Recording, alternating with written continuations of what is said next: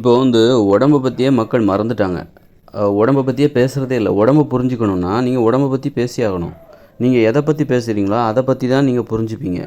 அப்படின்னா நம்ம உடம்ப பற்றி எத்தனை பேர் பேசுகிறாங்க? பெரும்பாலானவர்கள் பேசுகிறதே கிடையாது. யார் பேசுகிறாங்க? ஒரு சிலர் தான் பேசுகிறாங்க. அவங்க என்ன பேசுகிறாங்கன்னு சொல்லிட்டு எல்லாரும் கேட்குறாங்க. ஏதாவது உங்களுக்கு தெரிஞ்சது சொல்லுங்கள். யாராவது விஷயம் தெரிஞ்சவங்க ஏதாவது சொல்கிறாங்க, அல்லது கட்டுப்பாடாக வாழ்கிறவங்க அவங்க தங்களுடைய அனுபவங்களை சொல்கிறாங்க, அப்படி தானே? அதை வந்து எல்லோரும் கேட்குறாங்க. மற்றபடி மக்களுக்கு எதுவுமே பெரும்பாலான மக்களுக்கு எதுவுமே தெரிய மாட்டேங்குது. உடம்பை பற்றியே தெரிய மாட்டேங்குது. உடம்புக்கு எது தேவை, எது தேவையில்லை, எது சத்தானது, எதை சாப்பிடணும், எதை சாப்பிடக்கூடாது, உடற்பயிற்சி செய்யணுமா வேண்டாமா, இப்படி உடம்புக்கு எது நல்லதோ அதை பற்றி எதுவுமே தெரியாமல் இருக்காங்க. உடம்பை பற்றியே மறந்துட்டாங்க. உடம்புக்கு என்ன தேவை அப்படிங்கிற அந்த சிந்தனை தேடல் எதுவுமே இல்லாமல் மக்கள் வாழ்ந்துக்கிட்டு இருக்காங்க. அதுக்கு காரணம் உடம்பையே மறந்துட்டாங்க. அதாவது மக்கள் வந்து உடம்பை மறந்துட்டாங்க. உடம்பை பற்றியே யோசிக்கிறதில்ல, உடம்பை பற்றியே கவலைப்படுறதில்ல. அப்போ நீங்கள் எப்போ கவலைப்படுவீங்க அப்படின்னா, உடம்புக்கு நல்லது செஞ்சால் தான் நீங்கள் உடம்பை பற்றி பேசுவீங்க. உடம்பு மேலே உங்களுக்கு அக்கறையே இல்லை. அக்கறை இருந்தால் தான் உடம்பை பற்றி பேசுவீங்க. உடம்புக்கு நீங்கள் நல்லது செய்வீங்க. எப்போ உடம்பை பற்றி பேசணும் அப்படின்னா, நீங்கள் உடம்பு மேலே உங்களுக்கு அக்கறை இருக்கணும், உடம்பு ஆரோக்கியமாக இருக்கணும், அந்த கவலை இருக்கணும், அந்த அக்கறை இருக்கணும். அப்போ தான் நீங்கள் எது தேடி உடம்புக்கு எது நல்ல உணவுன்னு தேடி போய் சாப்பிடுவீங்க. அப்போ தான் உங்கள் அனுபவங்களை நீங்கள் மற்றவங்கள்ட்ட பேசுவீங்க. இதை சாப்பிடக்கூடாது, இதை சாப்பிட்ணும், இதை சாப்பிட்டா இது நல்லது, உடம்புக்கு நல்லது அப்படின்னு சொல்லிட்டு நீங்கள் பேசுவீங்க. இதெல்லாம் சாப்பிடக்கூடாது, இது வந்து கேடு, இந்த மாதிரியான விழிப்புணர்வு வரும். இந்த மாதிரி மருந்து அடிக்கிறாங்க, இந்த மாதிரி பதப்படுத்துகிறாங்க, கெமிக்கல் அப்படின்னு சொல்லிட்டு, தண்ணியில் கெமிக்கல் அப்படின்னு சொல்லிட்டு, குடி தண்ணீரில் வந்து கெமிக்கல் கலக்கிறாங்க அப்படின்னு சொல்லிட்டு பலதரப்பட்ட அறிவு உங்களுக்கு எப்போ வரும்னா, உங்கள் உடம்பு மேலே உங்களுக்கு அக்கறை இருக்கணும். உங்கள் உடம்பை பற்றி உங்களுக்கு கவலை இருக்கணும். உங்கள் உடம்பு ஆரோக்கியமாக இருக்கணும்னு சொல்லிட்டு உண்மையிலே நீங்கள் வந்து விரும்பணும். அப்போ தான் நீங்கள் உடம்பை பற்றி யோசிப்பீங்க. உணவில் கட்டுப்பாடு வரும் உங்களுக்கு. உங்கள் உடம்பு மேலே உங்களுக்கு அக்கறை இருந்தால் தான் உணவுகளில் இதெல்லாம் சாப்பிடக்கூடாது, இதெல்லாம் சாப்பிடணும், இதெல்லாம் தவிர்க்கணும், இதெல்லாம் குறைச்சிக்கணும், இனிமேல் இதெல்லாம் குறைச்சிக்கணும், இதெல்லாம் தவிர்க்கணும், வெள்ளைச்செண்ணியெல்லாம் சேர்க்கக்கூடாது, டீக்கு பதிலாக வேறு ஏதாவது சாப்பிட்லாம், செம்பருத்தி டீ, அந்த டீ, இந்த டீ சாப்பிட்லாம் அப்படிங்கிற அந்த இது வரும். அப்போ அதுக்காக நீங்கள் கொஞ்சம் நேரத்தை செலவிடுவீங்க. இன்றைக்கி என்ன பண்ணுறாங்க? உடம்பை பற்றியே யோசிக்கிறது இல்லை. ஏன்னா யோசித்தா அதுக்காக நேரம் செலவிடணும். அந்த மாதிரி மக்கள் சோம்பேறி ஆகிட்டாங்க. சோம்பேறி ஆக்கப்பட்டு விட்டார்கள் அப்படின்னு கூட சொல்லலாம். ஆக்கப்பட்டு விட்டார்கள். அது பெண்கள் ஒரு காரணம். ஏன்னா மற்றவங்க வேலையெல்லாம், மற்றவங்களுக்கு தேவையான உணவெல்லாம் இவங்க சமைச்சு போடுறாங்க. உங்கள் உடம்பை பற்றி உங்களுக்கு அக்கறை எப்போ வந்து முழுமையடைனா, உங்கள் உணவை நீங்களே சமைக்கும்போது தான் உங்கள் உடலை பற்றி நீங்கள் கவலைப்படுகிறீர்கள், அக்கறைப்படுகிறீர்கள் என்று பொருள்.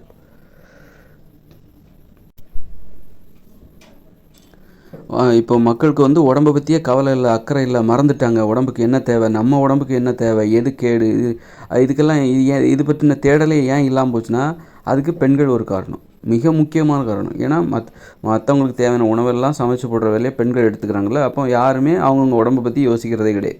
நமக்கு இன்றைக்கி என்ன சாப்பாடு தேவை, நாம் இன்றைக்கி என்ன சாப்பிட்லாம் அப்படின்ட்டு யாருமே பெரும்பாலானவங்க யோசிக்கல. அந்த பொறுப்பை பெண்கள் எடுத்துக்கிட்டாங்க. நீ கவலைப்படாத, உன் உடம்பை பற்றி நீ மறந்துடு. உன் உடம்புக்கு என்ன தேவை, நீ இன்றைக்கி என்ன சாப்பிட்ணும், அதை நாங்கள் முடிவு எடுத்துக்கிறோம். நீ அதை பற்றி பேசாத, அதை பற்றி யோசிக்காத. நீ என்ன சாப்பிடணுங்கிறத நாங்கள் சமைச்சு வைக்கிறோம். நீ இப்போ எதுவும் கேட்காம நீ சாப்பிட்டுட்டு போ. இன்றைக்கி என்ன சமைக்கணும், நாளைக்கு என்ன சமைக்கணும், அடுத்த நாள் என்ன சமைக்கணும், வெள்ளிக்கிழமை கடைசி நாள் சனிக்கிழமை என்ன சமைக்கணும் முதற்கொண்டு நாங்கள் திட்டமிட்டுக்கிறோம். நீ உன் வேலையை மட்டும் பாரு. நீ உடம்பை பற்றி நீ கவலைப்படாத, உன் உடம்பை பற்றி நாங்கள் கவலைப்பட்டுக்கிறோம். உன் உடம்புக்கு என்ன தேவைங்கிறத நாங்கள் பார்த்துக்குறோம். நாங்கள் என்ன சமைச்சு வைக்கிறோமோ அதை நீ சாப்பிட்டுட்டு போ. எதுவும் கேட்காத, பிடிச்சிருக்கோ பிடிக்கல சாப்பிட்டு போ. ஆக உடம்பை பற்றி நீங்கள் கவலையே படாமல் அக்கறைப்படாமல் இருக்கிறதுக்கு காரணம் இந்த பெண்களோட அடிமைத்தனம் தான் காரணம். இப்போ நீங்கள் உங்கள் உடம்பை பற்றி நீங்கள் கவலைப்பட்டீங்கன்னா, நீங்கள் என்ன சாப்பிட்ணும், எவ்வளவு சாப்பிட்ணும், எதெல்லாம் சாப்பிடக்கூடாது, அதெல்லாம் உங்கள் பொறுப்பில் வரணும், உங்கள் கட்டுப்பாட்டில் வரணும். இப்போ நீங்கள் உங்களுடைய உணவு முறையே உங்கள் கட்டுப்பாட்டில் இல்லை. நீங்கள் என்ன சாப்பிடணுன்னு இன்னொருத்தர் முடிவு செய்கிறாங்க. அவங்க உங்களுக்கு மட்டும் முடிவு செய்யலை, ஒரு வீட்டில் உள்ள அனைவருக்கும் சேர்த்து அவங்க முடிவு செய்கிறாங்க. அவங்க ஒரு ஆள் முடிவு செஞ்சு ஒரு 2 உணவை தயார் செய்து டேபிளில் வைக்கிறாங்க, அல்லது டேபிளில் அடுப்பங்கரையில் வச்சுருவாங்க. அதை அந்த வீட்டில் உள்ள எல்லோரும் சாப்பிட்ணும். அப்போ நீங்கள் எப்படி உங்கள் உடம்புல அக்கறை செலுத்த முடியும்? உங்கள் உடம்பை பற்றி நீங்கள் எப்படி கவலைப்பட முடியும்? நீங்கள் எப்போ உங்களுக்கு என்ன உணவு, ஏன்னா எல்லா உடம்புக்கும் ஒரு பிரச்சனை இருக்குது, அல்லது உங்கள் உடம்புக்கு என்ன தேவைன்னு உங்களுக்கு தான் தெரியும். நம்ம உடம்பு நமக்கு என்ன பிடிச்சிருக்கு, ஒவ்வொருத்தருக்கும் ஒன்று பிடிச்சிருக்கும். நமக்கு என்ன பிடிச்சிருக்கும் அதெல்லாம் வந்து உங்களுக்கு தான் தெரியும். அப்போ அதுக்கு தகுந்தான உணவு தான் நீங்கள் சமைக்கணும். இன்றைக்கி ஒன்று உங்களுக்கு பிடிச்சிருக்கலாம், அது ஆனால் உங்களுக்கு பிடிச்சது மற்றவங்களுக்கு பிடிக்காமல் இருக்கும். அப்படி இருக்கும்போது ஒரு வீட்டில் உள்ள எல்லாத்துக்கும் சேர்த்து பெண்கள் சமைச்சு டேபிளில் வச்சிடுறாங்க. அப்படிங்கும்போது அதில் சமையக்கட்டில் சமைச்சு வச்சிடுறாங்க. அப்படிங்கும்போது அது எப்படி எல்லாருக்கும் பிடித்தமான உணவாக இருக்க முடியும்? அதனால் அந்த பொறுப்பை நீங்கள் மற்றவங்ககிட்ட விடாதீங்க. உங்கள் உடலை பற்றின அக்கறையை நீங்கள் மற்றவங்ககிட்ட விடாதீங்க. இவங்க வந்து அடிமைத்தனங்கிற பேரில், பெண்களை அடிமைப்படுத்துகிறங்கிற பேரில் இவங்களுடைய உடலை பற்றிய அக்கறையை பெண்கள்கிட்ட கொடுத்துட்டாங்க. எங்கள் உடம்பை பற்றி நீ கவலைப்படு, எங்களுக்கு பசிக்கும் அதை பற்றி நீ கவலைப்படு, பெண்களாகிய நீங்கள் கவலைப்படுங்க, அதுக்கு தான் உங்களை அடிமைப்படுத்தி வச்சுருக்கோம். அதுக்கு தான் உங்களை வீட்டோட வெளியே வேலைக்கு போகாமல் வீட்டிலே உங்களை ஏன் உட்கார வச்சுருக்கோன்னா, எங்களுக்கு எப்போ பசிக்கும், எனக்கு என்ன தேவை, இதெல்லாம் பற்றி நீ கவலைப்படு அப்படின்னு சொல்லிட்டு ஆண்கள் என்ன பண்ணுறாங்க, வீட்டில் யார் சமைக்கிறாங்களோ அவங்ககிட்ட அந்த பொறுப்பை ஒப்படைச்சிடுறாங்க. சரி, உடம்பு ஏதாவது சரி வந்துருச்சா அதை பற்றி இவங்க கவலைப்பட மாட்டாங்க. அதை பற்றி கவலைப்படுறதுக்கு தான் மருத்துவர் இருக்கிறார். மருத்துவர்கிட்ட அந்த பொறுப்பை ஒப்படைச்சிருவாங்க. இவங்க உடம்பை பற்றி இவங்க கவலைப்பட மாட்டாங்க. இதை சாப்பிட்டா இந்த மாதிரி வரும், இதை சாப்பிட்டா தலைவலி வரும், அதை சாப்பிட்டா தலைவலி வரும், அல்லது உடம்பு சரியில்லாமல் போகும். உடம்பு சரியில்லாமல் போச்சுனாக்கா என்ன பண்ணுறது, அந்த கவலையை நீ படாத. உடனே மருத்துவர் சொல்கிறாங்க, நான் பார்த்துக்குறோம், நீ ஏன்பா உன் உடம்பை பற்றி கவலைப்படுற, நாங்கள் பார்த்துக்குறோம், நாங்கள் எதுக்காக இருக்கிறோம் அப்படின்னு சொல்லிட்டு மருத்துவர்கள் வந்து இப்போ வீட்டுக்கு வீடு மருத்துவர் வைக்க முடியாது. வீட்டுக்கு வீடு பெண்கள் வீட்டில் உள்ள பெண்களை வந்து சமைக்கிறக்காக வச்சிடலாம். ஆனால் வீட்டுக்கு வீடு மருத்துவர்கள் வைக்க முடியாதுல்ல. அதனால் என்ன பண்ணுறாங்க, வெளியில் ஒரு இடத்துல மருத்துவரை வச்சிடுறாங்க. மருத்துவரை வச்சுட்டு எல்லோரும் போய் அவர்கிட்ட போய் ட்ரீட்மெண்ட் எடுத்துக்கிறாங்க. இவங்க வந்து மக்கள் என்ன பண்ணுறாங்க, ஒரு நோய் வந்தாலும் உடம்பை பற்றி ஆராய்ச்சி பண்ணுறதே கிடையாது. ஏன் இந்த நோய் வந்துச்சு, நமக்கு ஏன் இந்த நோய் வந்துச்சு, அதை பற்றி யோசிக்கிறதே கிடையாது. அதை பற்றி டாக்டர் தான் யோசிப்பார், மண்டையை போட்டு ரொம்ப சொரிஞ்சுப்பார், எப்படி மக்களுக்கு இந்த நோய் வந்தது. ஏன்னா மக்கள் அதை பற்றி யோசிக்கவே மாட்டாங்க. ஒரு டாக்டர் கவலைப்படுவார், அதுக்கு தான் அவருக்கு கட்டணம். நீ கவலைப்படு, எங்களை பற்றி நீ கவலைப்படு, உங்களுக்கு நான் கட்டணம் தருகிறேன். அரசு மருத்துவராக இருந்தால் அரசாங்கம் உங்களுக்கு சம்பளம் தரும். எங்களை பற்றி நாங்கள் எப்போவுமே கவலைப்பட மாட்டோம், எங்கள் உடம்பை பற்றி நாங்கள் எப்போவுமே கவலைப்பட மாட்டோம். எங்கள் உடம்புக்கு நோய் வந்துச்சா அது பற்றி கவலைப்படுவதற்கு, எங்கள் உடம்புக்கு என்ன தேவை அது பற்றி கவலைப்படுவதற்கு தான் நீங்கள் மருத்துவர். அது மாதிரி எனக்கு இப்போ எப்போ பசிக்கும், நான் என்ன உணவு சாப்பிட்ணும், அப்படி இந்த மாதிரியான இதெல்லாம் வந்து அது வீட்டுக்கு வீடு பெண்களை அடிமைப்படுத்தி வச்சுருக்காங்க. அப்போ மக்கள் வந்து எக்காரணம் கொண்டும் தனது உடலை பற்றி யோசனையே வந்துடக்கூடாது, தனக்கு என்ன தேவைங்கிறத பற்றி யோசிக்கவே கூடாது அப்படிங்கிற ஒரு முடிவில் இருக்காங்க. கவலையப்படக்கூடாது, நம்ம உடம்பை பற்றி அவங்கவுங்க உடம்பை பற்றி அவங்கவுங்களுக்கு அக்கறையே இருக்கக்கூடாது. அடுத்தவங்ககிட்ட அந்த பொறுப்பை ஒப்படைச்சிடுறாங்க. ஒரு உடற்பயிற்சி அதனால தான் செய்கிறது கிடையாது. உடற்பயிற்சி ஏன் செய்ய மாட்டேங்கிறாங்கன்னா, இவங்க நிறைய விஷயத்தில் அவங்கவுங்க உடலை பற்றி அவங்கவுங்க அக்கறையை மற்றவங்ககிட்ட ஒப்படைச்சிடுறாங்க. வீட்டில் ஒரு பெண்களை அடிமைப்படுத்தி அவங்ககிட்ட ஒப்படைச்சிடுறாங்க. எனக்கு என்ன உணவு தேவை அதை நீ முடிவு பண்ணணும், எனக்கு டீ தேவை, எனக்கு தலைவலிச்சா நீ டீ கொடு, அல்லது எனக்கு பசிக்கும், எப்போ பசிக்கும், நான் என்ன சாப்பிடுவேன் அதை நீ தெரிஞ்சு வச்சுக்கோ, எனக்கு என்ன பிடிக்கும் பிடிக்காது அதை நீ தெரிஞ்சு வச்சுக்கோ, எனக்கு பிடிக்காத என் முன்னாடி நீட்டாத, என்னை பற்றி நீ கவலைப்படு, என்னை பற்றி ஆராய்ச்சி பண்ணு, நான் அந்த வேலையை செய்ய மாட்டேன் அப்படின்னு சொல்லிட்டு அந்த கவலையை அக்கறையை உடம்பை பற்றின கவலையை பெண்கள்கிட்ட ஒப்படைச்சிடறாங்க. அப்போ பெண்கள் அதுவே முழு நேர வேலை. ஏன்னா வீட்டில் உள்ள இப்போ எல்லாருக்கும் என்ன தேவை, எது பிடிக்காது, எப்போ எது தேவை, என்றைக்கு எது சாப்பிடுவாங்க, நேற்று என்ன சாப்பிட்டாங்க, இன்றைக்கி என்ன, அப்போ அதே இது இன்றைக்கி சாப்பிட மாட்டாங்க, இதை பற்றி கவலைப்படுறது இந்த பெண்களுக்கு வேலையாக போகுது. மற்றவர்களை பற்றி கவலைப்படுவது அவர்களுக்கு. அவன் மருத்துவர், அவர் அப்போ உடம்பு சரியில்லைனா கூட ஏன் தலைவலி வருதுன்னு கூட மக்கள் யோசிக்க மாட்டேங்கிறாங்க. தலைவலி ஏன் வருது, நம்ம என்ன பண்ணணும், நம்ம இது என்ன சாப்பிட்டோம், இதனால் தலைவலிக்கும் என்ன தொடர்பு, நம்ம சாப்பிட்டது ஒரு காரணமாக இருக்கலாமோ, அந்த மாதிரி யாரும் யோசிக்க மாட்டேங்கிறாங்க. தலைவலி வந்தால் டாக்டர்கிட்ட போவோம், இல்லை மாத்திரை போடு. தலைவலி ஏன் வந்தது, காய்ச்சல் ஏன் வந்தது, அதை பற்றி மக்கள் யோசிக்கிறதே கிடையாது. உடம்பை பற்றி யோசிச்சிடாத. உடம்பையே ஒரு அடிமையாக நினைக்கிறது. உடம்பை வந்து அது ஒரு அடிமை, அது ஒரு கருவி, அதை வச்சுக்கிட்டு பணம் சம்பாதிக்கணும், அதை வச்சு இன்பங்களை அனுபவிக்கணும். அந்த உடம்பை வச்சு தோசை திங்கணும், இட்லி திங்கணும், அதாவது இன்பங்களை அப்படி போதைப்பொருள் மாதிரி, போதைப்பொருள் பயன்படுத்துவதற்கான ஒரு கருவி.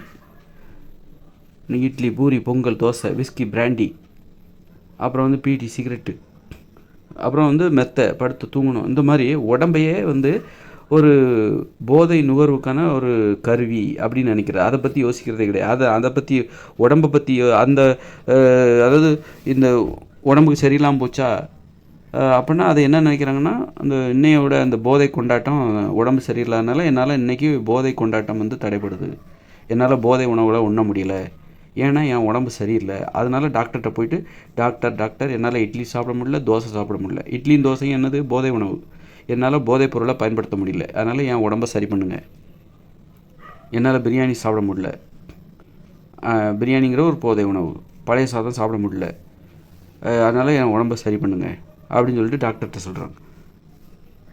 ஆக உடம்பை வந்து இவங்க நோயின்றி ஏன் டாக்டர்கிட்ட போகிறாங்கன்னு தெரியுமா?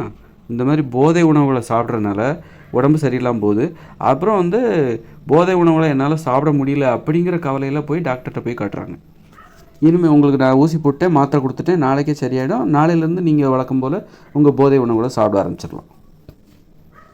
அப்போது அந்த மாதிரி போதை பிரியர்களுக்கு என்ன இருக்கும்? அவங்களுக்கு இப்போ அந்த அறிவு இருக்காது, சிந்திக்கிற திறன் இருக்காது, உடம்பை பற்றி எப்போ நீங்கள் உங்கள் உடம்புக்கு நல்லது செய்கிறீங்களோ அப்போ தான் உங்கள் உடம்பை புரிஞ்சுப்பீங்க. ஏன் மக்களால் உடம்பை புரிஞ்சிக்கவே முடியல? நோய்கள் பெருகிறதுக்கு அதான் காரணம். உங்கள் உடம்புக்கு நீங்கள் தீங்கு செஞ்சால் எப்படி உங்கள் உடம்பை புரிஞ்சிக்க முடியும்? உங்கள் உடம்புக்கு நீங்கள் நல்லது செஞ்சால் தான் உங்கள் உடம்பை நீங்கள் புரிஞ்சிக்க முடியும். நல்லது செய்வதற்காக நீங்கள் உங்கள் உடம்பை புரிஞ்சிக்கிட்டே ஆகணும். உங்கள் உடம்புக்கு நீங்கள் நல்லது செய்யணும். அதுக்கும் நீங்கள் மற்றவங்கள தேடி போகக்கூடாது. என் உடம்புக்கு என்ன சார், என்ன டாக்டர் தேவை, என் உடம்புக்கு என்ன சத்து தேவை, நான் என்ன சாப்பிட்ணும் அப்படின்னு சொல்லிட்டு அதுக்கும் ஒரு டாக்டர்கிட்ட போய் காசு கொடுத்து அல்லது ஊட்டச்சத்து நிபுணர்கள் அங்கே போய் டெஸ்ட் எடுத்து, சரி நமக்கு இந்த குறைபாடு இருக்குது, இனிமேல் நாம் இந்தந்த உணவுகளை 4 பேர்கிட்ட கேட்டு தெரிஞ்சு நாமளே சாப்பிட்ணும், அந்த இது அப்போ கிடையாது, அப்பவும் வராது. இப்படி நமது உடல்நலத்தை பற்றி யோசிப்பதை, அக்கறை கொள்வதை, கவலைப்படுவதை மற்றவங்கள்ட்ட ஒப்படைச்சிடுறோம். சோம்பேறித்தனம், இதுதான் அடிமைத்தனம். மருத்துவர் என்பதும் ஒரு அடிமை தான்.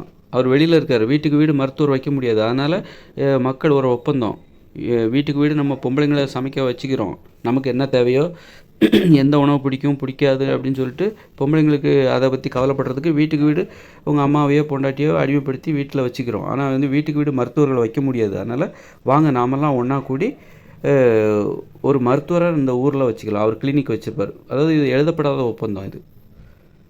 இந்த மாதிரி ஒரு தேவை இருக்குது மக்களுக்கு. மக்களால் அவங்க உடலை பற்றி யோசிக்க முடியல, அதனால் அவங்க உடலை பற்றி யோசிக்கிற பொறுப்பை நாம் எடுத்துப்போன்னு சொல்லிட்டு ஒரு மருத்துவர் என்ன பண்ணுறார், மருத்துவமனையில் இருப்பார், அவர்கிட்ட போய் மக்கள் சிகிச்சை எடுத்துப்பாங்க.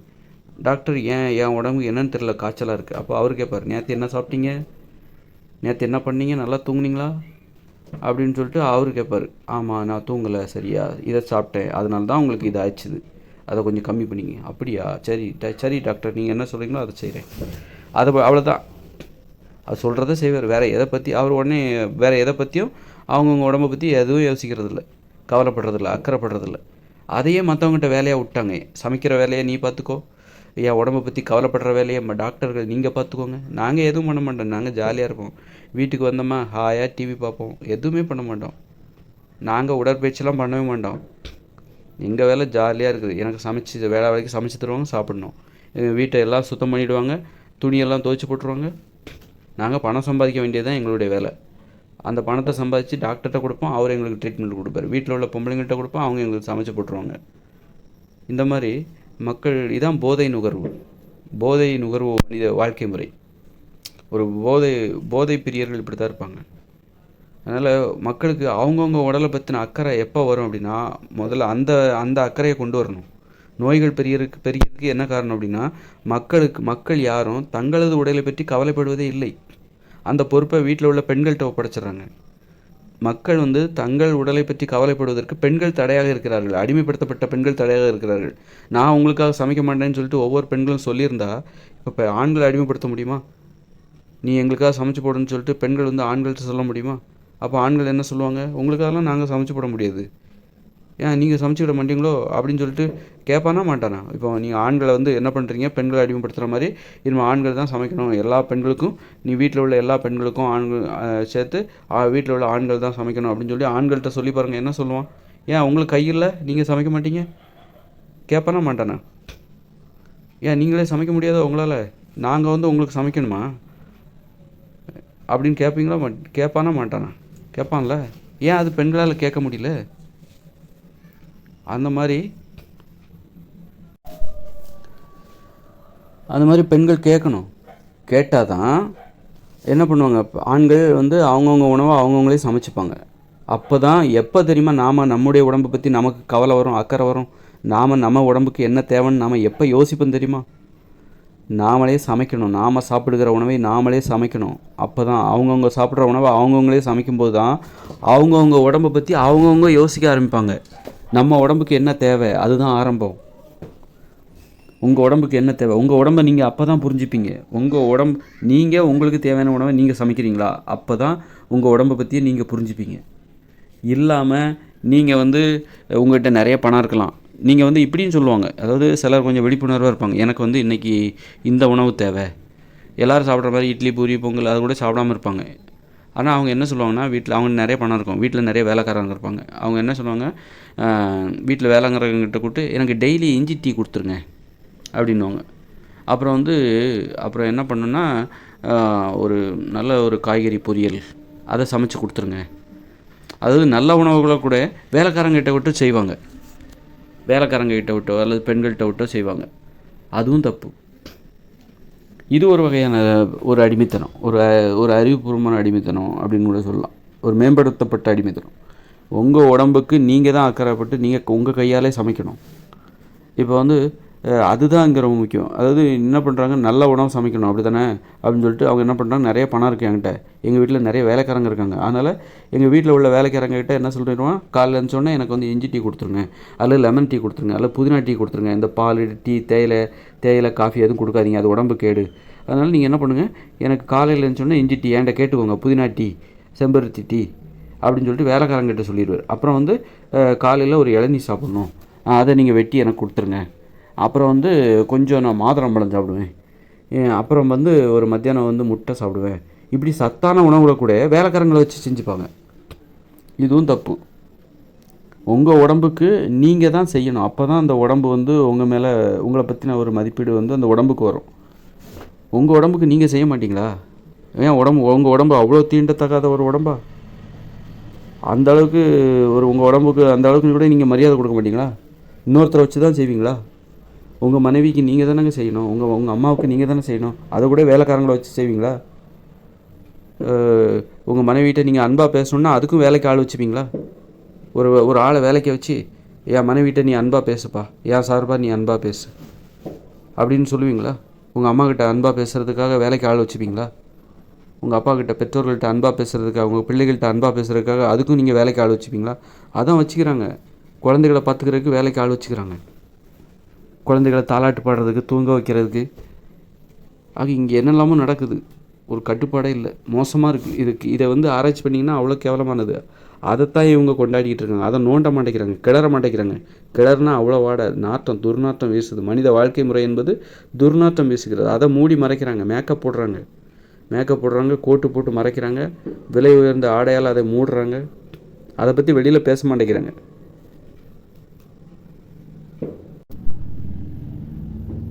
அதனால் உங்கள் உடம்பை பற்றி நீங்கள் கவலைப்படணும். அதுதான் உங்கள் உடம்பு உங்கள்கிட்டருந்து எதிர்பார்க்குது. புரியுதுங்களா? இப்போ இவங்க வேலைக்கு ஆள் வச்சு உங்கள் மனைவியை கொஞ்சுவீங்களா? அப்போ மனைவி வந்து என்ன எதிர்பார்ப்போம், மனைவி நம்முடைய எவ்வளோ தான் ஒரு பிஸியாக இருந்தாலும் நம்மக்கிட்ட அவர் பேசணும் அப்படின்னு தான் நினைக்கிறாங்க. அது மாதிரி ஒரு மனைவி வந்து ஒரு வேலைக்கு ஆள் வச்சு என் கணவனை கொஞ்சுங்க அப்படின்னு சொல்லி வேலைக்கு ஆள் வைப்பாங்களா? மாட்டாங்க தானே. அது மாதிரி சம்மந்தப்பட்டவங்க ஒரு உடம்பு என்ன யோசிக்குதுன்னா, இவனுக்காக நாம் கஷ்டப்படுறோமே, இவன் தூங்குனா கூட அந்த இதயம் துடிச்சிக்கிட்டே இருக்குது, இவன் தூங்குனா கூட அல்லது அவள் தூங்குனா கூட அவளுக்குள்ளே இருக்கிற இதயம் துடிச்சிக்கிட்டே இருக்குது, வேலை செஞ்சுக்கிட்டே இருக்குது, உள்ளுக்குள்ளே வேலை செஞ்சுக்கிட்டே இருக்குது. இவங்க தூங்குனா கூட அந்த உள்ளுடல் உறுப்பு வேலை செஞ்சுக்கிட்டே இருக்குது, ரத்தம் எல்லாம் ஊட்டச்சத்து எல்லாம் போயிட்டுருக்கு, உள்ளுக்குள்ளே உடல் உறுப்பு எல்லாம் வேலை செஞ்சுக்கிட்டே இருக்குது. அப்போ அந்த உடம்பு என்ன நினைக்குதுன்னா, இவ்வளோ கஷ்டப்படுறோமே, இவன் தூங்குனா கூட நாம் துடிச்சிக்கிட்டே இருக்குமே, அந்த மாதிரி இதயம்லாம் வேலை செய்த அவன் வந்து அவன் கையால் நமக்கு எதாவது செய்கிறானா, அல்லது அவள் வந்து அவளுடைய கையால் இந்த உடம்புக்கு எதாவது செய்கிறாளா? எதை எடுத்தாலும் வேலைக்கு தான் ஆள் வச்சுக்கிறா, ஏன் அவள் செய்ய மாட்டாளா? அவள் கையால் ஏன் வந்து இதே வந்து வேலைக்கு ஆளை வச்சு செஞ்சுக்கிட்டு துடிச்சிக்கிட்டு இருக்கு, இதே வந்து வேலைக்கு ஆள் வச்சு துடிச்சிக்கிட்டு இருக்குதா, துடிக்க வச்சுக்கிட்டு இருக்கா? இல்லை அது இதயம் உள்ளுடல் உறுப்பு வேலை செய்கிறதுக்கு அங்கே என்ன வேலைக்கு ஆள் வச்சுருக்காங்க? அந்தந்த உறுப்பு சிறுநீரகம் தனது வேலைக்கு ஆள் வச்சா செஞ்சுக்கிட்டு இருக்கு. சிறுநீரகம் இறப்பை வந்து வேலை செய்கிறதுக்கு வேறு யார்கிட்டையாவது வேலைக்கு ஆளாக வச்சுருக்குது, அது வேலையை அதானே செய்யுது. அப்போது இந்த உடம்பு என்ன யோசிக்குதுன்னா, இவ்வளோ கஷ்டப்படுறோமே இவனுக்காக அல்லது இவளுக்காக இவ்வளோ கஷ்டப்படுறோமே, தனது கையால் நமது உடம்புக்கு தேவையான உணவை சமைக்கிறாரா, தேடுறாரா, போய் என்ன உணவு சாப்பிட்ணும், இந்த உடம்புக்கு என்ன தேவைன்னு சொல்லிட்டு இவரோட கையால் தேடி போய் விலை கொடுத்து வாங்குறாரா அப்படின்னு தான் எதிர்பார்க்குது. அதுதான் தூய்மையான அன்பு, அதைத்தான் இந்த உடம்பு எதிர்பார்க்குது. தனக்காக இந்த உடம்பு இந்த உடம்புக்காக இந்த கைகள் சமைக்காதா? இந்த உடம்புக்காக இந்த கைகள் வேலை செய்யாதா? ரொம்ப பணக்காரங்க என்ன பண்ணுவாங்க, குளிக்கும்போது கூட குளிப்பாட்டிட்டு இருக்க ஆளை வச்சுப்பாங்க. அது கூட வச்சுக்கிட்டாங்க. இந்த மசாஜ் பண்ணுறது, குளிக்கிறதுக்கு, அழுக்கு தேய்ச்சி குளிக்க வைக்கிறது, அது கூட வச்சுப்பாங்க. நிறைய பணம் சம்பாதிக்கிறவங்க அந்த பணத்தை எப்படி செலவு பண்ணணும்னு சொல்லிட்டு இந்த மாதிரி கூத்தெல்லாம் பண்ணுவாங்க. எதுவுமே செய்யக்கூடாது. அப்படியே அப்படியே கழுவி விடுற முதற்கொண்டு ஆள் வச்சுக்கிட்டா இந்த நிறைய திரைமறைவில் இங்கே அந்த உலகத்தில் என்ன வேணாலும் நடக்கும். பணம் இருந்தால் என்ன வேணாலும் செய்வாங்க அப்படின்ற மாதிரி தான் இருக்குது. அதனால் இந்த உடம்பு என்ன எதிர்பார்க்குன்னா, இந்த கைகள் நமக்காக வேலை செய்யாதா? ஏன்னா இந்த கைகளுக்காக தான் இந்த இதயம் துடிச்சிக்கிட்டு இருக்குது, இந்த கால்களுக்காக, இந்த உடம்புக்காக தான் உள்ளே இருக்கிற இதயம் வந்து தூங்கினா கூட துடிச்சிக்கிட்டு இருக்குது. அப்படிங்கும்போது அந்த இதயம் என்ன எதிர்பார்க்குதுன்னா, அந்த இறப்பை என்ன எதிர்பார்க்குதுன்னா, அந்த சிறுநீரகம், அந்த கணையம், கல்லீரல் என்ன எதிர்பார்க்குது அப்படின்னா, இவனோ அல்லது இவளோ தனது அந்த கையால் நமக்கு தேவையான உணவுகளை சமைக்க மாட்டாங்களா? யாரோ நம்மளை பற்றி ஏன் யோசிக்க மாட்டேங்கிறான், நம்ம பற்றி ஏன் அக்கறையே பட மாட்டேங்கிறாங்க, அந்த பொறுப்பை ஏன் மற்றவங்கள்ட்ட ஒப்படைக்கிறான்? ஏன் இவன் யோசிக்கக்கூடாதா? ஏன் டாக்டர்கிட்ட போகிற? உடம்புக்கு என்ன தேவைன்னு தெரிஞ்சுக்கிறதுக்கு ஏன் டாக்டர்கிட்ட போகிற? ஏன் நீ யோசிக்க மாட்டியா? உடம்பை பற்றி நீ யோசிக்க மாட்டியா? அதைத்தான் இந்த உடம்பு எதிர்பார்க்குது. அப்போது நீ உடம்பை பற்றி அக்கறை பண்ணணும், கவலைப்படணும்னா அதன் நுழைவு வாயில் எங்கே இருக்குது தெரியுமா? உனது கையால் உனக்கு தேவையான உணவை சமைத்துப்பார். அப்போ தான் அந்த சிந்தனை ஆரம்பிக்கும். உனக்கு தேவையான உணவை நீயே சமைக்கணும். அப்போ தான் உனக்கு அந்த சிந்தனையே வரும். அந்த சிந்தனை வேலை செய்ய ஆரம்பிக்கும். இல்லைன்னா எக்காரணம் கொண்டு நீ தலைகளை நின்னாலும் உனக்கு வந்து உன் உடம்புக்கு என்ன தேவை அப்படிங்கிறது வந்து உன்னால் கண்டுபிடிக்க முடியாது. அப்படி கண்டுபிடிச்சாலும் அது உடம்போட ஒட்டாது கண்டிப்பாக. அது வந்து தூய்மையான அன்பே கிடையாது. நீ வேலைக்கு ஆள் வச்சு உனக்கு தேவையான உணவை சமைக்கிற, அல்லது வீட்டில் உள்ள பெண்களை அடிமைப்படுத்தி உனக்கு தேவையான உணவை சமைக்கிற அப்படின்னா, அல்லது பணம் கொடுத்து உனக்கு தேவையான மருத்துவத்தை நீ செஞ்சுக்கிற அப்படின்னா, கண்டிப்பாக அது தூய்மையான அன்பே கிடையாது. உன்னுடைய அறிவும் தூய்மையானது கிடையாது, உன்னுடைய வாழ்க்கையும் தூய்மையானதே கிடையாது. அதனால் உங்களுக்கு உங்கள் உடம்பை பற்றி நீங்கள் அக்கறைப்படணும், உங்கள் உடம்பை பற்றி யோசிக்கணும். இந்த உடலை பற்றி அறிவுன்னு ஒன்று இருக்குல்ல, அதை பற்றி நிறைய பேர் பேசுகிறாங்கல்ல. எப்படி அவங்க பேசுகிறாங்க? அவங்க யோசிக்கிறாங்க. அவங்கவுங்க உணவை அவங்கவுங்களே தயாரிக்கணும், சமைக்கணும். அப்போ தான் உங்களுக்கு அந்த யோசனை ஆரம்பிக்கும், மூளை வேலை செய்யும். நீங்கள் வேணால் செஞ்சு பாருங்கள். அதை செய்யாமல் நீங்கள் தலைகளனாலும் உங்களுக்கு அறிவு என்பது வராது, உங்கள் உடம்பை பற்றின அறிவு வராது.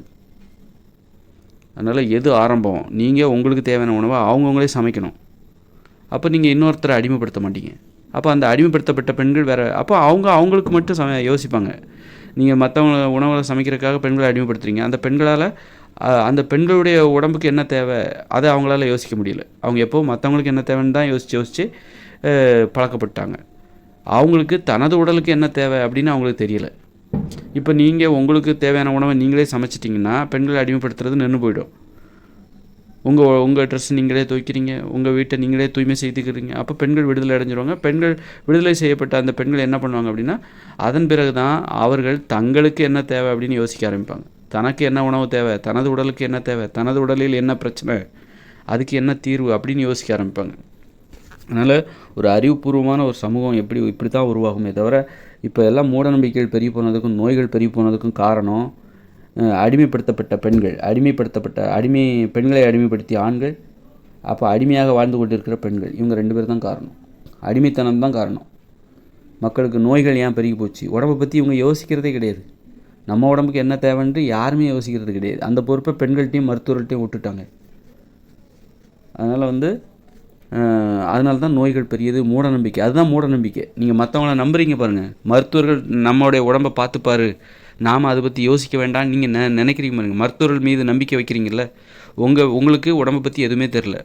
உடம்பை பற்றி யோசிக்கிற வேலையை நீங்கள் மருத்துவர்கிட்ட ஒப்படைக்கிறீங்களா, கண்மூடித்தனமாக மருத்துவரை நம்புறீங்க பாருங்கள். அதுதான் மூடநம்பிக்கை. அதுக்காக மருத்துவரே நமக்கு இந்த இயந்திர அறிவியல் உலகில் நமக்கு தேவையில்லைன்னு சொல்ல முடியாது. மருத்துவர்களும் தேவை. அதே நேரத்தில் நாமளும் நம்ம உடம்பை பற்றி யோசிக்கணும். முழுக்க மருத்துவரையே நம்புகிற அந்த கண்மூடித்தனமான நம்பிக்கை தான் மூட நம்பிக்கை. அதனால தான் நிறைய நோய்கள்லாம் உருவாகுது. அது மாதிரி முழுக்க வந்து ஒரு மனைவி மேலேயோ பெண்கள் மேலேயோ அம்மா மேலேயோ நம்பிக்கை வச்சு உணவு தயாரிக்கிற வேலையை அவங்க கையில் ஒப்படைக்கிறோம் பாருங்கள். அதுதான் மூட நம்பிக்கை, கண்மூடித்தனமான நம்பிக்கை. அதனால தான் நோய்கள் வந்தது. போதை உணவுகள் பெரியதற்கு அதான் காரணம். அடிமைத்தனம் தான் காரணம். நீங்கள் அவங்கள அடிமைப்படுத்துகிறீங்க. அப்போ அவங்க என்ன பண்ணுறாங்க, ஓ நீ என்ன வந்து அடிமைப்படுத்துறியா, பெண்கள் அடிமைப்படுத்துகிறாங்கப்பா. இப்போ என்ன பண்ணான்னா பெண்களை வந்து ஆண்கள் அடிமைப்படுத்துகிறாங்க. எல்லா வீட்லேயும் நீ சமைக்கணும், நீ துவைக்கணும், எங்கள் துணியை நீ துவைக்கணும், இந்த வீட்டெல்லாம் தூய்மை செய்யணும், இதுதான் உன் வேலை, நீ சுதந்திரமாக சிந்திக்கக்கூடாது, சுதந்திரமாக வாழக்கூடாது அப்படின்னு சொல்லிட்டு எல்லாரும் பெண்களை அடிமைப்படுத்துகிறாங்க. அப்போ பெண்கள் என்ன நினைக்கிறாங்கன்னா, ஓஹோ நீங்கள் எல்லாரும் சேர்ந்து எங்களை அடிமைப்படுத்துகிறீங்களா, எங்கள் பெண்கள் வந்து உடம்புல வலிமை ஆண்களோட குறைவாக இருக்குது, மென்மையானவங்க அப்படின்னு நினச்சி தானே எங்களை அடிமைப்படுத்துகிற, எங்களால் எதுவும் செய்ய முடியாதுன்னு நினச்சி தானே எங்களை வந்து நீங்கள் அடிமைப்படுத்துகிறீங்க, வீட்டோட முடக்குறீங்க, வேலைக்கு போகக்கூடாதுன்னு சொல்கிறீங்க, நான் உங்களை பழி வாங்காமல் விடமாட்டேன், உங்களை காலி பண்ணுறேன்னா இல்லையா பாரு அப்படின்னு சொல்லிட்டு என்ன பண்ணுறாங்கன்னா, இந்த இட்லி தோசையெல்லாம் பொங்கி உங்களுக்கு கொடுக்குறாங்க. பிரியாணி, சோறு, வத்த குழம்பு, தயிர் சாதம், சாம்பார் சாதம், பழைய சாதம், பரோட்டா, அப்படி சிப்ஸு, சமோசா, பஜ்ஜி இதெல்லாம் சுட்டு உங்களுக்கு கொடுக்குறாங்க. ஏன் உங்களை காலி பண்ணுறாங்க, பழி வாங்குறாங்க? ஏன்னா நீங்கள் அவங்கள வந்து அடிமைப்படுத்துனீங்க, பதிலுக்கு அவங்க ஒன்று செய்யணும்ல. அவங்கள வந்து அவங்களுடைய உரிமைகளையும் அவங்கள அழிக்கிற வேலை தானே அது. அடிமைப்படுத்துறதுங்கிறது பெண்களை வந்து அழிக்கிறது தானே, அவங்க வாழ்க்கையில் உள்ள மகிழ்ச்சியை குறைக்கிறது தானே, அவங்களுடைய மரியாதையை அழிக்கிறது தானே. அவங்களுக்குன்னு ஒரு மதிப்பு இருக்குது, அவங்களுக்குன்னு ஒரு மரியாதை இருக்குது, அதெல்லாம் நீங்கள் அழிக்கிறீங்கல்ல. அப்போ அவங்க என்ன பண்ணுறாங்க, அவங்களே அறியாமல் அவங்க வந்து உங்களை பழி வாங்குறாங்க. அவங்களுக்கே தெரில நாம் வந்து மற்றவங்கள பழி வாங்குகிறோம் அப்படின்னு. நீங்கள் மற்றவங்கள டிஸ்டர்ப் பண்ணால் கண்டிப்பாக அது பதிலுக்கு பதில் நாம் என்ன செஞ்சாலும், இப்போ நீங்கள் வந்து ஒரு ராமுங்கிறவர் வந்து சோமுவை டிஸ்டர்ப் பண்ணுறாரு அப்படின்னா, சோமு வந்து ராமுவுக்கு நல்லது நினச்சாலும் அது டிஸ்டர்பன்ஸாக தான் அது இருக்கும் கண்டிப்பாக. அதனால் பெண்களை நீங்கள் அடிமைப்படுத்திங்கன்னா, பெண்களுடைய உள்ளுணர்வு யாரை நீங்கள் அடிமைப்படுத்தினாலும் அவங்க பதிலுக்கு உங்களுக்கு என்ன செஞ்சாலும் அது உங்களை வந்து பழி வாங்குற மாதிரி தான் அது அமையும். பெண்கள் உங்களுக்கு நல்லது செய்கிறேன்னு தான் நினச்சிக்கிட்டு இருக்காங்க. இட்லி, பூரி, தோசை வீட்டில் உள்ளவங்க நல்லா சாப்பிடணுன்னு தான் நினச்சிக்கிட்டு இருக்காங்க. நினச்சி தான் அதெல்லாம் பண்ணுறாங்க. ஆண்களும் என்ன நினைக்கிறாங்க, பெண்கள் பாவம் வேலைக்கு போய் கஷ்டப்பட வேண்டாம், வீட்டிலே இருக்கட்டும் அப்படின்னு நினச்சி நல்லது செய்கிறேன்னு தான் நினச்சி வீட்டில் உட்கார வைக்கிறாங்க. ஆனால் அது வந்து பெண்களை பழி வாங்குற மாதிரி ஆகுது. அதனால் பெண்கள் மீது பரிதாபப்பட்டு வீட்டில் உட்கார வச்சு அவங்களுடைய சுதந்திரம் பாதிக்கப்படுது, அவங்க விருப்பப்பட்ட மாதிரி வாழ முடியல, அவங்களுக்கு மரியாதை எல்லாம் போகுது சமூகத்தில், அவங்கள கேவலமாக நினைக்கிறாங்க, இப்போ ஒரு மதிப்பே இல்லை அவங்களுக்கு. அப்போது ஆண்கள் வந்து பரிதாபப்பட்டு செய்கிற அந்த வேலையில் பெண்களை அழிக்கிற வேலை உள்ளே மறைஞ்சு கிடக்குதுல்ல, அந்த அழிக்கிற அந்த உணர்வு மறைஞ்சு கிடக்குது தானே. பெண்களுக்கு நல்லது செய்கிறேன்னு தான் நினச்சிட்டு அவன் என்ன பண்ணுறான், நீ வேலைக்கு போகாத, பெண்களுக்கு நல்லது செய்கிறேன், பெண்களை பாதுகாக்கிறோன்னு நினச்சிட்டு தான் இவன் வந்து என்ன பண்ணுறான், நீ வேலைக்கு போகாத, நானே உங்களுக்கு சம்பாதிச்சு தரேன், நீ வீட்டில் உள்ள வேலையை மட்டும் பாரு அப்படின்னு சொல்லிட்டு அவன் வந்து பரிதாபப்பட்டு தான் அதை செய்கிறான்.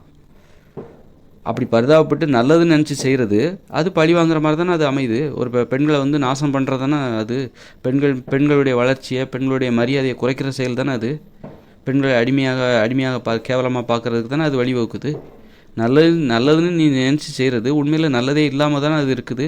அதே மாதிரி தான் பெண்கள் வந்து உங்களுக்கு நல்லது செய்கிறேன்னு நினச்சிட்டு தான் இட்லி, பூரி, பொங்கல், தோசைலாம் பண்ணுறாங்க. ஆனால் அது நல்லது இல்லை, மறைமுகமாக அது என்னது, உங்களை காலி பண்ணுற வேலை, உங்களை பழி வாங்குற வேலை. நீங்கள் அவங்கள அடிமைப்படுத்துனீங்க, உங்களுக்கு வந்து நோய்களை பெருசாக தர்றாங்க. அப்புறம் அவங்க தற்கொலை படையாகவும் மாறுறாங்க. ஏன்னா அவங்களும் தான் அந்த இட்லி பூரியெல்லாம் திங்கிறாங்க. அப்போ அவங்களுக்கும் தான் நோய் வருது, உங்களுக்கும் நோயை கொடுத்துட்டு அவங்களுக்கும். அது நம்ம மற்றவங்களை டிஸ்டர்ப் பண்ணால் தற்கொலை படையாக மாறி எப்படி அட்டாக் பண்ணுறாங்க சில தீவிரவாத குழுக்கள், அதே மாதிரி தான் இது. பெண்களை நீங்கள் இடையூறு பண்ணுறீங்க, அதனால் பெண்கள் என்ன பண்ணுறாங்க, உங்களுக்கு வந்து தீய உணவுகளை சமைச்சு நல்ல உணவுகள் நல்லது செய்கிறோன்னு நினச்சிக்கிட்டு பண்ணுறாங்க. அது வந்து நோய்களை உருவாக்குது. அவங்களும் அதை சாப்பிட்றாங்க, அவங்களும் சாப்பிட்றாங்க, மற்றவங்களும் சாவடிக்கிறாங்க. இதுதான் இங்கே வந்து. அதனால் மற்ற சில வேலைகளை அவங்க சில வேலைகளில் நம்ம மற்றவங்கள நம்பக்கூடாது. நம்முடைய அடிப்படை வேலைகளை மற்றவங்க செய்கிறதுக்கு நம்ம வந்து ஒத்துக்கவே கூடாது. உங்களுக்கு தேவையான உணவை நீங்கள் தான் சமைக்கணும். மற்றவங்ககிட்ட அந்த பொறுப்பை ஒப்படைச்சிங்கன்னா அது நல்லதாகவே அமையாது.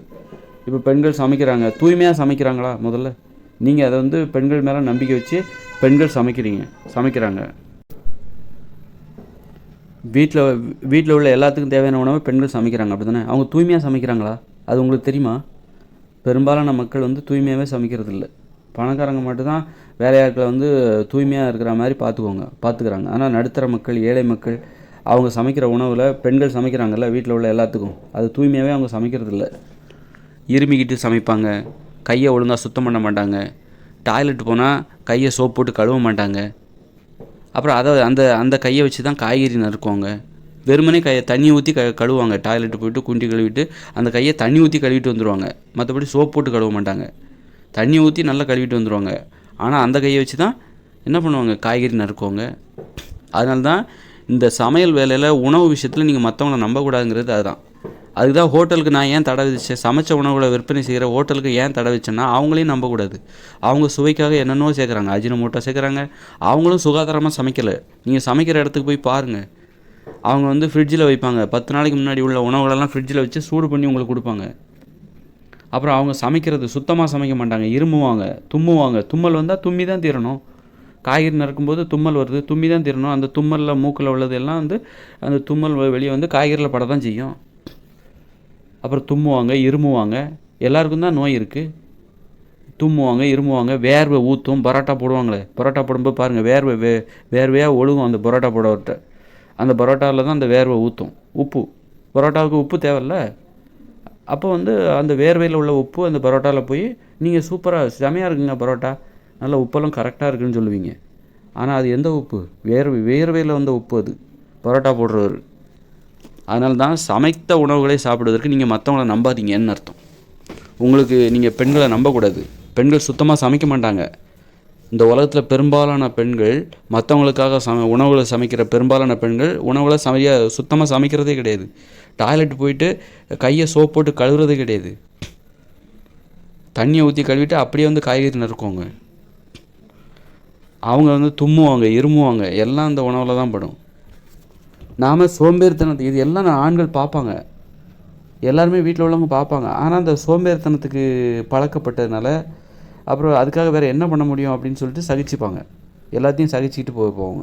கொண்டால் பாவம் திண்டால் போச்சுங்கிற மாதிரி எல்லாம் யோசிக்கிறாங்க. தின்னுட்டா முடிஞ்சு போச்சு.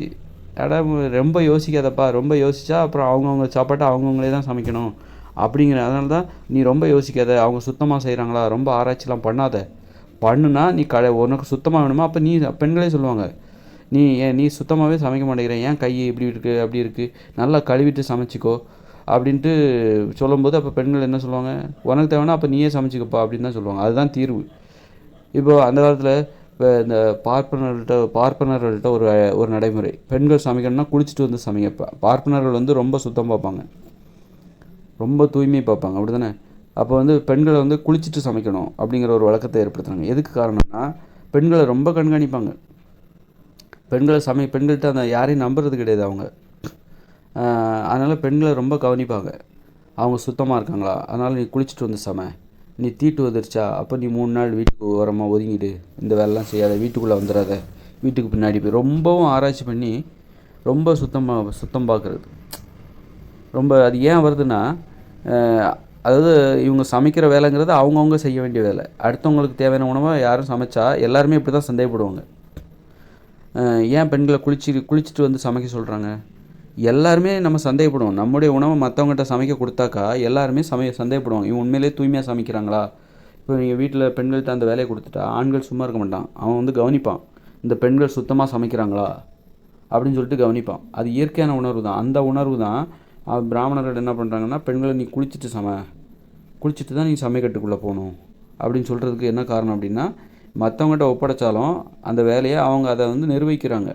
அது அடிமைத்தனம் தான். அடிமைத்தனமாக இருந்தாலும் அப்படியே விட்டுறதில்ல, எல்லா விஷயத்தையும் அவங்க சகிச்சுக்கிறதில்ல. நீ குளிச்சுட்டு அந்த வேலையை பாரு, சுத்தமாக அந்த வேலையை செய் அப்படின்னு சொல்லிட்டு அவங்க அதை செய்கிறாங்க. அதனால் வந்து அவங்க வந்து அந்த நடைமுறை வந்து ரொம்ப நல்ல நடைமுறை அப்படின்லாம் கிடையாது. அவங்க உண்மையிலேயே என்ன பண்ணியிருக்கணும் அப்படின்னா, நீங்கள் அவங்கவுங்களுக்கு தேவையான உணவை அவங்கவுங்களே சமைச்சிருந்தாங்கன்னா நம்ம ஒரு பிராமணர்களுடைய அந்த நடைமுறையை நம்ம பாராட்டலாம். அவங்க பெண்களை வந்து வீட்டு வேலை செய்கிறதுக்காக அடிமைப்படுத்துகிறாங்க. அப்படி இப்போ அடிமைப்படுத்தும் போது கூட சுத்தமாக இருக்கிறாங்களா இல்லையாங்கிறத அவங்க கண்காணிக்கிறாங்க, நம்ப மாட்டேங்கிறாங்க அவங்க. ஏன்னா நம்பக்கூடாதுங்கிறது தான் உண்மை. நீங்கள் உங்களுக்கு தேவையான உணவை சமைக்கிறதுக்காக நீங்கள் மற்றவங்கள நம்பக்கூடாது. உங்கள் உடல் ஆரோக்கியத்தில் நீங்கள் மற்றவங்க மேலே கண்மூடித்தனமான நம்பிக்கை வைக்கக்கூடாது. ஒரு மருத்துவர்கள் மேலேயோ அல்லது வந்து உங்கள் வீட்டில் உள்ள பெண்கள் மேலேயோ, உணவை சமைக்கிற பெண்கள் மேலேயோ, நோய்களை குணப்படுத்துகிற மருத்துவர்கள் மேலேயோ கண்மூடித்தனமாக நம்பிக்கை வைக்கக்கூடாது. உணவு சமைக்கிற வேலையை நீங்கள் மற்றவங்ககிட்ட கொடுக்கவே கூடாது. அவங்க சுத்தமாக சமைக்க மாட்டாங்க. அதனால் அப்போ அந்த பயம் எல்லாத்துக்குமே இருக்கும். அதனால் நீங்கள் உங்கள் உணவை நீங்கள் தான் சமைக்கணும். அந்த வேலையை மற்றவங்கள்ட்ட ஒப்படைக்காதீங்க. அந்த மாதிரி நம்பாதீங்க. அவங்க சுத்தமாக சமைக்க மாட்டாங்க. அவங்க எப்படியெல்லாம் சமைப்பாங்க அதை நீங்கள் கண்காணித்து நெருங்கி பார்த்தா உங்களுக்கு தெரியும். அவங்க வந்து அந்த வேலையை செய்யும்போது வியர்வை வெளியே வரும், தும்முவாங்க, இருமுவாங்க. அப்போ டாய்லெட் போயிட்டு வருவாங்க, கையை வந்து கழுவிட்டு வருவாங்க, சோப் போட்டு கழுவ மாட்டாங்க. அதனால தான் உணவு சமைக்கிற வேலை, உணவு விஷயத்தில் நீங்கள் மற்றவங்கள நம்பக்கூடாது. அதனால தான் சொன்னேன் ஹோட்டலுக்கு தடை. ஹோட்டல் தொழிலாளிகள் இன்னும் கேவலமாக நடந்துப்பாங்க. ஏன்னா அவங்க இன்னும் நிறைய உணவுகளை சமைக்கிறாங்க. ஒரு வீட்டில் உள்ளவங்க 4 பேருக்கு தேவையான உணவை பெண்கள் சமைக்கிறாங்க, அப்படி தானே? ஆனால் ஹோட்டலில் உள்ளவங்க அந்த ஹோட்டலில் தினந்தோறும் 50 பேர் வந்து சாப்பிடுவாங்க, 100 பேர் சாப்பிடுவாங்க. அப்போ 100 பேருக்கு தேவையான காய்கறிகளை நறுக்கணும், வேலைகளை பார்க்கணும். அப்படிங்கும்போது அது சுத்தமாக இருக்குன்னு நீ எப்படி எதிர்பார்க்குற? சுத்தமாகவே இருக்காது. அதனால தான் நான் என்ன சொல்கிறேன்னா, இந்த மாதிரியான வேலைகளுக்கு தடை விதிச்சிருங்க. இந்த ஹோட்டலுக்கு சமைத்த உணவுகளை வியாபாரம் செய்வதற்கு தடை விதித்து விட வேண்டும். அப்போ மக்களுடைய உடல்நலன் இன்னும் அதிகரிக்கும். அவங்க வியாபாரி ஹோட்டல் வச்சுருக்கவங்க என்ன பண்ணுவாங்க, மக்களை அடிமைப்படுத்தி அவன் வியாபாரத்தை பெருக்கணும், பணத்தை சம்பாதிக்கணும், எதெல்லாம் வச்சா மக்களை அடிமைப்படுவாங்க, தேடி வந்து சாப்பிடுவாங்க. சுவையை அதிகப்படுத்தணும், ஆரோக்கியத்துக்கு முக்கியத்துவம் கொடுக்க மாட்டாங்க, சுவைக்கு தான் முக்கியத்துவம் கொடுப்பாங்க, நோய்கள் தான் பெருகும். அதனால் சமைத்த உணவுகளை வந்து வியாபாரம் செய்ய தடை விதிக்கணும். அப்போ தான் வந்து ஒவ்வொரு ஆண்களும் அவங்கவுங்க தேவை, அது மாதிரி வீட்லேயும் பெண்கள் மற்றவங்களுக்கு தேவையான உணவை சமைக்கிறதுக்கு தடை விதிக்கணும். அவங்கவுங்க உணவை அவங்கவுங்க தான் சமைக்கணும். அப்போ எனக்கு நேரம் இல்லையே, நான் ஆஃபீஸ் போய்ட்டு வந்து நான் எப்படி சமைப்பேன்? அப்போ ஆஃபீஸ் நேரத்தை வேலை செய்கிற நேரத்தை குறைச்சிரு. நீ உன்னுடைய சமைப்பதற்கு உனக்கு நேரம் வேணும். அது போக தான் நீ வந்து தொழில் செய்யணும். நீ தொழில் செய்கிற நேரத்தை அதிகப்படுத்திட்டு வீட்டில் உன் வேலை செய்கிறத வந்து மற்றவங்கள்ட்ட ஒப்படைச்சிட்டு வீட்டில் உள்ள பெண்களை அடிமைப்படுத்திட்டு அப்புறம் நீ தொழில் செய்கிற நேரத்தை அதிகப்படுத்திட்டு அந்த மாதிரி பணம் எதுக்கு? அதனால் உனக்கு வீட்டில் வந்து உன் சமையலை நீ தான் செய்யணும், உன் துணியை நீ தான் துவைக்கணும், உன்னுடைய வீட்டை நீ தான் தூய்மையாக வச்சுக்கணும். அப்போ அதுக்கு நேரம் தேவை. ஒவ்வொருத்தரும் அவங்கவுங்க வீட்டை அவங்க தான் தூய்மையாக வச்சுக்கணும், அவங்கவுங்க ஆடையை அவங்க தான் தூய்மை செலவு செய்யணும், அவங்கவுங்க சாப்பாடை அவங்கவுங்க தான் சமைக்கணும். அப்படின்னா ஒவ்வொருத்தருக்கும் நேரம் தேவை, ஒரு 2-3 மணி நேரமாக தேவை. அப்போது நீங்கள் என்ன பண்ணுவீங்க, இயல்பாக வெளியில் வந்து போராட ஆரம்பிச்சிருவீங்க. 8 மணி நேரம் வேலை நேரம் அது பத்தாது, எங்களுக்கு 6 மணி நேரமாக குறைச்சிருங்க. ஏன்னா எங்களால் வீட்டுக்கு வந்து எங்கள் வீட்டு வேலைகளை செய்ய முடியல. நீங்கள் 8 மணி நேரம் எங்களை வேலை வாங்குறீங்க, வீட்டுக்கு வந்தால் எங்களுக்கு டைமே பத்தலை, சமைக்கிறதுக்கு நேரம் இல்லை, வீட்டை தூய்மையாக வச்சுக்க நேரம் இல்லை, துணி துவைக்க நேரம் இல்லை அப்படின்னு சொல்லிட்டு நீங்கள் போராட ஆரம்பிச்சிங்க. இந்த பிரச்சனை எல்லாத்துக்கும் பொதுவானதாக இருக்கும். எல்லாருக்குமே அது வந்து பொதுவான பிரச்சனை. எல்லாருக்குமே சமைப்பதற்கு நேரம் இல்லை, வீட்டை தூய்மையாக வச்சுக்க நேரம் இல்லை, துணி துவைக்க நேரம் இல்லை அப்படிங்கிறது பொதுவான பிரச்சனை. ஏன்னா நம்ம வந்து உணவை சமைச்சு வியாபாரம் செய்கிற ஹோட்டல் தொழிலுக்கு நம்ம தடை விதிச்சிட்டோம். அது மாதிரி வந்து வீட்டில் பெண்கள் மற்றவங்களுக்கு இப்போ சமைச்சு போடுற அந்த வேலைக்கு தடை வச்சுட்டோம். வீட்டு வேலை செய்கிறாங்களே அந்த மாதிரி தொழிலுக்கும் தடை வச்சிடணும். அவங்கவுங்க உணவை சமைச்சு தான் ஆகணும் அப்படிங்கிற கட்டாயத்தை ஒவ்வொருத்தருக்கும் ஏற்படுத்தணும். அப்போது ஒரு பிரச்சனை, இப்போ எனக்கு சமைக்க நேரம் இல்லை, துணி துவைக்க நேரம் இல்லை அப்படிங்கிறது வந்து பொதுவான பிரச்சனை ஆகிடுது, எல்லோருக்கும் உள்ள பிரச்சனையாகி விடுகிறது. ஆண்கள் பெண்கள் என அனைவருக்கும் உள்ள பிரச்சனையாகி விடுகிறது. அப்படிங்கும்போது அனைவருக்கும் ஒரு கோரிக்கை வைக்கிறாங்க, எங்களுக்கு 6 மணி நேரம் வேலை செய்ய கொடுங்க. 8 மணி நேரம் வேலை செய்கிறதுனால எங்களால் தினந்தோறும் எங்களுடைய வீட்டு வேலைகளை செய்ய முடியல, இந்த வேலையெல்லாம் செஞ்சுட்டு குடும்பத்தோட நேரம் செலவிடணும், அதுக்கெலாம் எங்களுக்கு நேரம் இல்லை. அதனால் 8 மணி நேரம் வேலைங்கிறத 6 மணி நேரமாக கொடுங்க. இப்போ இங்கெல்லாம் வந்து 12 மணி நேரம்லாம் வேலை வாங்குறாங்க, 10 மணி நேரம் வேலை வாங்குறாங்க. காலையில் 9 மணிக்கு போனால் நைட்டு 9 மணி வரைக்கும் வேலை வாங்குறாங்க, சனிக்கிழமை வேலை வாங்குறாங்க, ஞாயிற்றுக்கிழமையும் வேலை வாங்குறாங்க. கொத்தடிமைத்தனம் இதெல்லாம் கேட்பாரே கிடையாது. இந்த கவர்மெண்ட் எதுக்கு தான் இருக்குதுன்னு தெரில. நீ என்ன வேணாலும் பண்ணிக்கோ, என்ன அராஜகம் வேணாலும் பண்ணிக்கோ அப்படிங்கிற மாதிரி தான் இருக்குது. அரசாங்கத்து மேலே யாருக்குமே பயம் இல்லை, ஒரு மரியாதையும் இல்லை. தனி மனித வாழ்க்கையில் அரசாங்கம் மூக்க நுழைக்கணும். ஒவ்வொருத்தரும் வந்து அவங்க தனி மனித உரிமை பாதிக்கப்படுதா அதை போய் அக்கறையாக எடுத்துக்கணும். அப்போ தான் வந்து இந்த அரசாங்கத்தின் மீது மக்களுக்கு மரியாதை வரும், அரசாங்கத்தை பற்றின ஒரு பயம் இருக்கும். இந்த அரசாங்கத்துக்கு வரியை மட்டும் கரெக்டாக வாங்குறாங்க, அதை கூட ஒழுங்காக வாங்குறதில்ல. வரி ஏய்ப்பு, ஒரு சோம்பேறி, அரசாங்கமும் சோம்பேறியாக தான் இருக்குது.